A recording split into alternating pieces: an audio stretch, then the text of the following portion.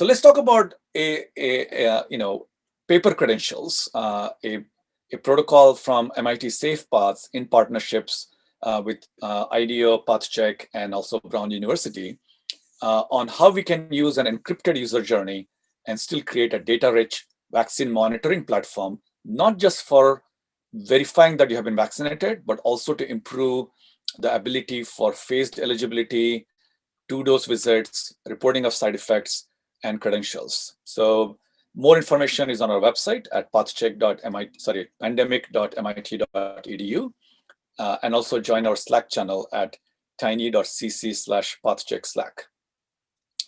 And the reason why we could, vaccinate in 1947 5 million people in 2 weeks, one could argue, was because there was no digital technology and we were not obsessed about capturing personally identifiable information.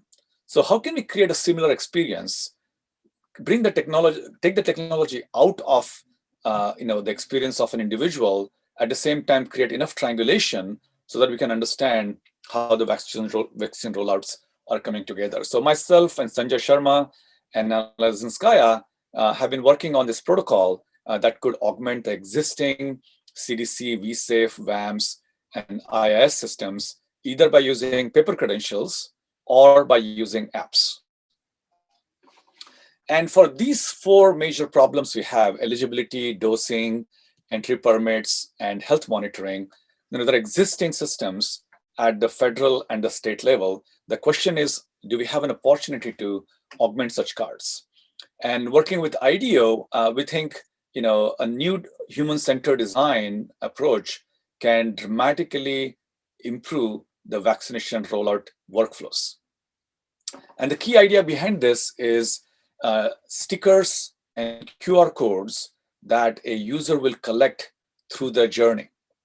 And we call them coupons or badges.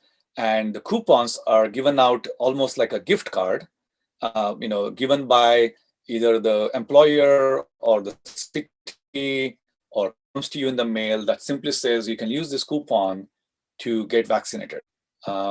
At some point, the coupon gets activated, and then the user goes to a vaccination site where they will get a badge that validates their status, and eventually they would get few more stickers that as I will explain later.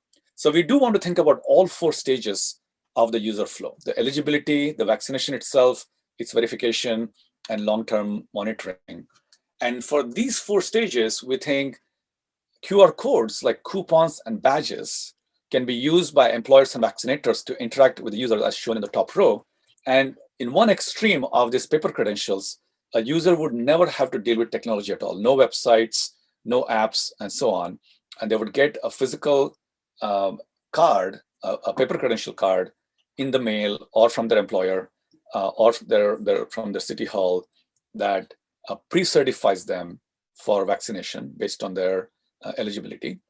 And then they would go to a vaccination site to get the badge. Those are the kind of two main aspects of these credentials. And later on, they can also use it post-vaccination for entry passports or for monitoring long-term health.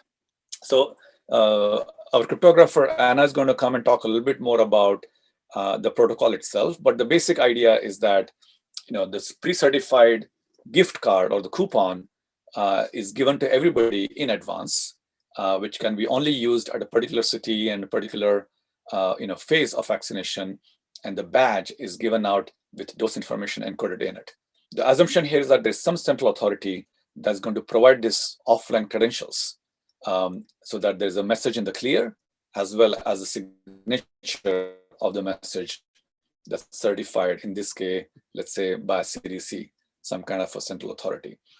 And we have one workflow where the username and date of birth can be part of the credential. And then we have another flow where users may want to stay anonymous, and only the hash of their information is used for this. So what are some main differences with respect to the workflow today, which is we think we should just send out these gift cards, these coupons right now to everybody. All the 330 million plus people in the country should just get a coupon right now, which is digitally certified, is tamper-proof, and has pseudo identifiers.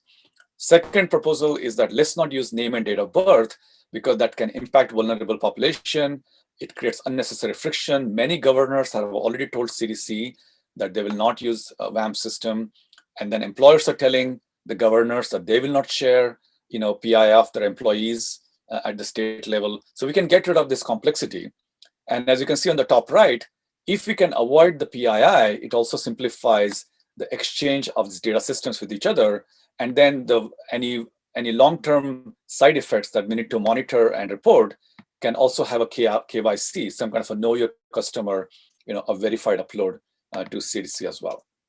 So the friction that we have, the challenges that we have that we see in the top row in these 4 phases, the anxiety of whether you're going to get the dose or not, when exactly is your slot, the scramble we have on websites for scheduling, we think a lot of that can be eliminated through these coupons, through these gift cards. Second, at dosing, there's a lot of manpower that's required to take individuals at the sites, and much of that can be eliminated by doing this work, in an offline manner. Especially as we start thinking about pop-up sites for vaccination, this will become critical. And then similarly for entry permits and for monitoring.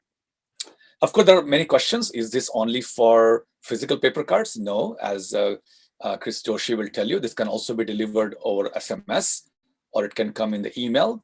But the whole idea is this is an offline experience for an individual.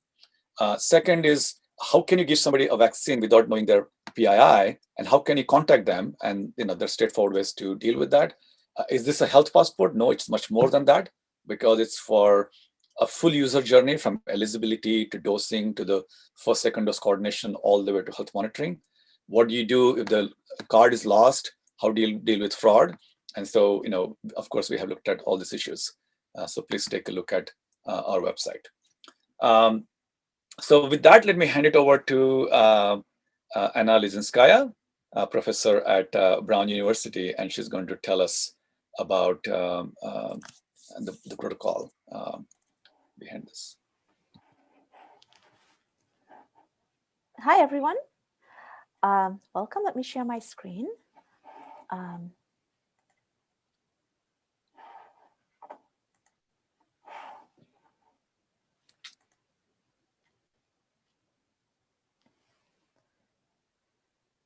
So are you seeing the presenter view, or are you seeing the correct view? It's the presenter view. That's perfect. Yeah. Oh, you're seeing are you seeing the full view? It's good. Yeah. The full view. Okay, good. So I'm just going to give you the cryptographic view of the vaccination credentials that we have proposed. So first of all, let us talk about who are the participants in the vaccination in the process. So there's the issuer of the vaccination passports. For example, it could be the CDC. There is the distributor, the entity that's in charge of distributing the vaccine and also allocating the doses, and that's a local entity, for example, a city hall or hospital. So it receives a certain number of vaccination slots, appointments, doses, whatever you want to call them, and it needs to distribute them. So then there are the people who are getting vaccinated, the vaccination clinics, like such as a pharmacy. And then once you go through the whole process and you get vaccinated, now the goal is that you should get a document that says that you've been vaccinated, that you can go and present to a verifier. So that's whoever needs to verify your vaccination status. For example, a venue such as the Fenway Park or the Boston Symphony Orchestra. So here are the phases of the process, the way that we think makes sense. There's some setup phase where we all, get together and figure out what these credentials are going to look like, what kind of infrastructure is needed, where all of these decisions are made, and all the entities get what they need to run the protocol. Then there's the phase of the coupon distribution. So if the distributor thinks you're eligible, you get a coupon. Then there is vaccination phase 1, where if you get a coupon, you get the first dose of the vaccine, and you get a badge, something that we call a badge, which is basically a document attesting to you having been vaccinated, having received one shot of a vaccine. Then there's vaccination phase 2. If you have a badge that says you received the first shot of a vaccine, you're presented, you get the second shot of the vaccine, and you also get an updated badge that says now you've gotten 2 doses of the vaccine. Then there's a phase, now you have a badge, you can talk to a verifier who will verify your badge and give you access. And then we also have ideas for how your information can be, how your badge can be used for you to transmit helpful information, say to the CDC or to some medical researcher, to say, okay, I've been vaccinated, I have a badge, here is my experience with the vaccine. And you can authenticate this information using your badge. Okay, so what are our security considerations? First of all, we don't want coupons and badges to be forgeable. So somebody who doesn't have a valid coupon should not be able to just make one up. Somebody who doesn't have a valid badge should not be able to make one up. Non-transferability of badges. If Alice has been vaccinated and has received a badge saying that, she cannot just let somebody else use her badge. It has to be tied to Alice's identity.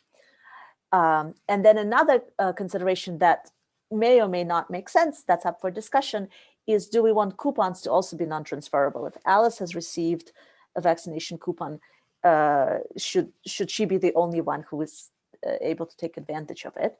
There are some pros and cons. That's up for discussion. Our privacy considerations are, the number one is that there shouldn't be a central verification database. So whether or not you've been vaccinated is, your vaccination status. It's none of anybody else's business. When you want to prove that you have been vaccinated, you can prove it to a verifier, but there isn't a central verification database where anybody can go, your neighbors, friends, cannot just go to a central database and find out if you've been vaccinated. So there's no central database and a user-centric verification. Each person can show or not show his or her credential. And then another desirable privacy consideration, and we can argue there are pros and cons of building it into the system from the ground up or not, is unlinkability, so that you can go and show the same credential, but 2 different verifiers are not going to be able to figure out that it's the same person, so they cannot track you wherever you go with your credential. So I showed you security considerations and privacy considerations. Let me now tell you a little bit of our usability considerations. So our number one consideration in this design is to empower users who can only use paper-based credentials. We don't want to require that in order to take advantage of this system, you need any special devices. No, we want credentials that fit on a piece of paper that you can just put in your wallet and use. Now, if you have a device, if you have an app, maybe we can give you the same credential, but with more features, with more ways of using it, with more interesting ways of using it, with potentially better privacy features. So that's great if you have an app. But if you don't, you can just have a paper-based one. We also want it easy for the verifiers to verify your credentials, so that they don't have to be connected to the internet, running special devices. That would be too much. And finally, it's nice if you can design the coupons, which is about distribution of vaccines, and badges. They don't have to be intrinsically part of the same system.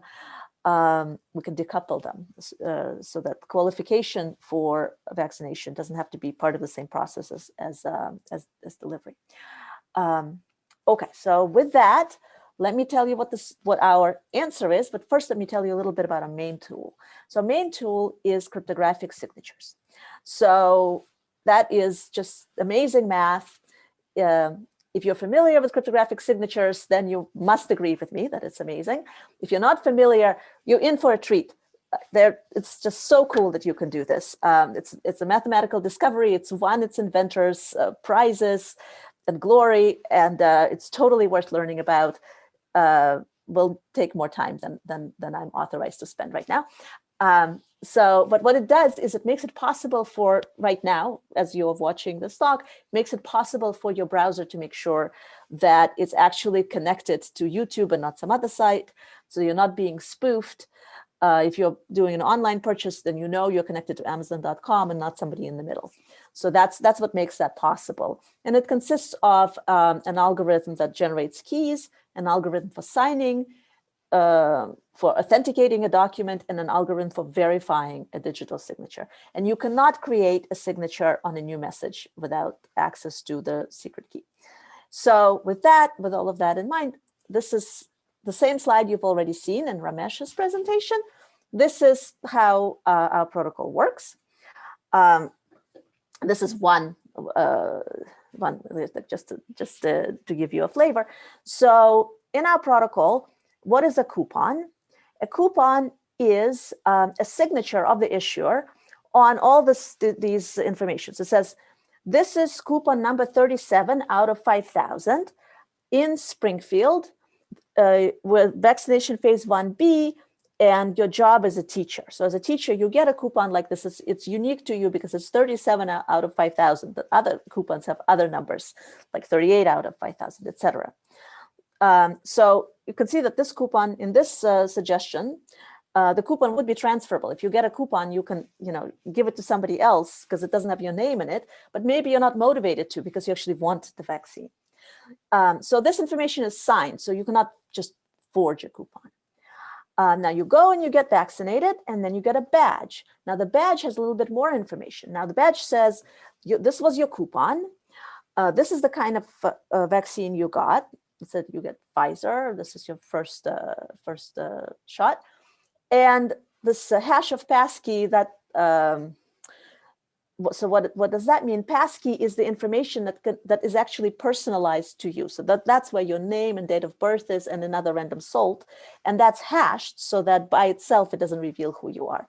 So that is the information that's in your badge, and then it's signed again by the CDC. Note that the CDC here doesn't actually even know the names of the people who are being vaccinated. So even if it wanted to create a central database, it couldn't.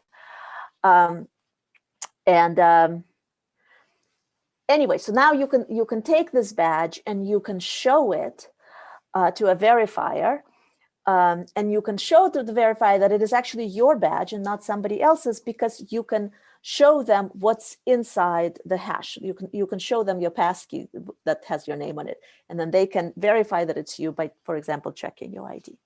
So that's our proposal, and notice that all this information, that this is not that much information, so it all fits in just a QR code that can be printed on two sides of a little card. Actually, it's a card that folds. So there's anyway, you know what I mean. And it can fit in your wallet. So with that, I'm gonna cede the floor. That's the end of my my presentation on the cryptographic view of our vaccination credentials. Thank you, Anna. And I think the point is, it's worth emphasizing the point that theoretically the whole experience can be offline from a user's point of view. Exactly. So the user just gets a little piece of paper when he or she gets vaccinated, and then shows that same piece of paper to a verifier. And nobody needs to be connected to the internet, because in order to verify your badge, the verifier just needs to locally have the signature verification algorithm and the verification key stored on their device, and then everybody's good to go. Thanks. That's a very important clarification. So on that note, let's invite James Smalls from IDEO. And IDEO and the team has been working with us at MIT and PathCheck for the last several weeks, thinking about what this offline experience could look like for a user. So James. Thank you, Ramesh. Yeah, it's been really wonderful that there's been such an emphasis on analog and offline experiences here. As much as, being an interaction designer, I love the influence of technology here, and I'm super appreciative of the rigor that's gone into the technical back end. It's been really great to be able to work on this project and be considerate and mindful of these human experiences, and being able to really think critically about the different people who are going to be affected by what we're proposing. So, when we're designing this and we look at the people that we're building for, the user, the vaccine recipient is often who we anchor around, and we want to be able to design for them to make sure that we're creating something that works for people with varying levels of technical comfort and literacy, people who may belong to vulnerable populations, and so on. So what we have right now is already making great strides toward that effort. And while we're anchoring around the vaccine recipient, we can't design a good experience for them without considering all of the other people who they interact with in this journey toward being vaccinated. So when we look at what already exists, James, do you we want have to, something. James, your Oh, sure. slides are not up yet, so. Oh no, sorry about that.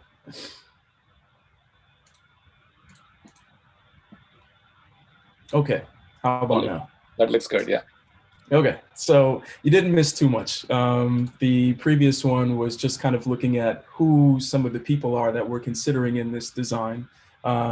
So again, considering all of the people who are interacting with the vaccine recipient along the journey. So we begin by looking at what already exists. We have a vaccination card that people may be familiar with already, and it works pretty well. But there are some pieces here that we can use to augment this experience to provide richer data and to allow some post-vaccination experiences that can become really important in this scenario. And then again, while we're doing this, we're being mindful when designing these physical artifacts that we're being considerate, again, of this wide array of technical comfort and literacy that we have. So we're leveraging these QR codes, but we're trying to embed some information in them that allows them to be human legible. So including some symbols that live inside, obviously labeling them.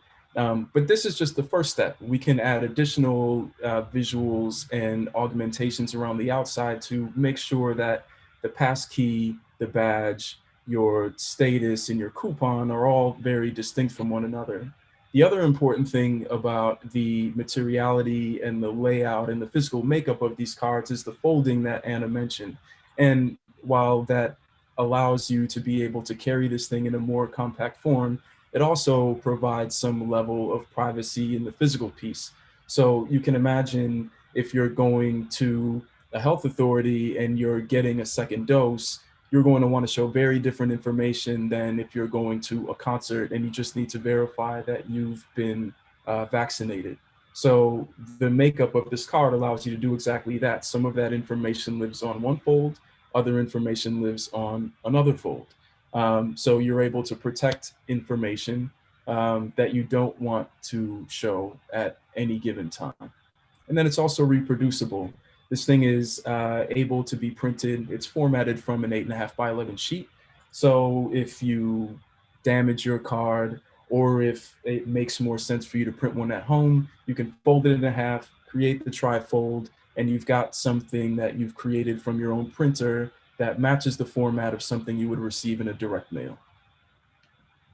So where do we go from here? To the left, you see the outline of an application that Ramesh will share with you, which is intended to be the experience that the health administrator or the vaccinator uses in order to track batches, verify coupons from users who are coming into their facilities, and then to produce the badges that they will carry with them on their cards when they need to come back for a second dose or go into a venue or a workplace, like we mentioned earlier. The other part of this is just the constant iteration that I was kind of mentioning before. How can we make the QR codes themselves more legible to humans while maintaining their ability to be machine read? How can we position them on the card within the constraints that we have physically in order to ensure accuracy in scanning and to make sure that you're not spending those extra couple of seconds picking up a scan that you didn't intend to do in the moment when someone hands you a card. And then retaining what works about the existing card. We don't want to completely break people's mental frameworks. We want to be able to have something that feels familiar, but adds just enough in order to kind of further the efforts of this whole group in ensuring that we protect privacy and we create some usability for people in the post-vaccination experience. And that's it for me. I'll turn it back over to Ramesh. Thank you.